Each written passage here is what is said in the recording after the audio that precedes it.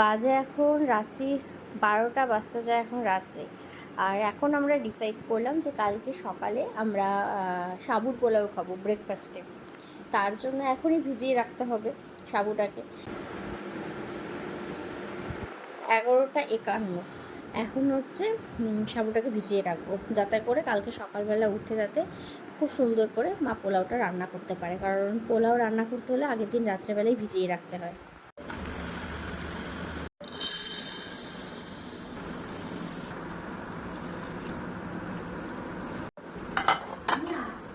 চলে এসেছি রান্নাঘরে। আজকে কিন্তু আমি রান্না করছি না, রেসিপিটা পুরোটাই করবে মা, কিন্তু আমি এসেছি আর কি তোমাদের সাথে ছোট্ট করে রেসিপিটা শেয়ার করতে।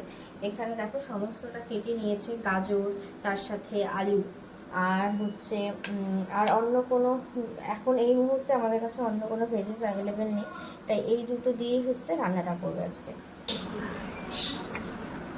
এখানে গাজর আলু সমস্তটা কেটে নিয়েছে, মানে যেরকম স্কোয়ার করে কেটেছে। এখন এই বাদামগুলো ভেজে নেবে এই তেলের মধ্যেই। ওইদিকে বাদাম ভাজছে, আর এই ফাঁকে আমি হচ্ছে কালকে রাতে যে ড্রাই ফ্রুটগুলো ভিজিয়ে রাখা হয়েছিল ওগুলো খেতে আমার মনে ভুলে গেছে, ওগুলো খেয়ে নিই এখন।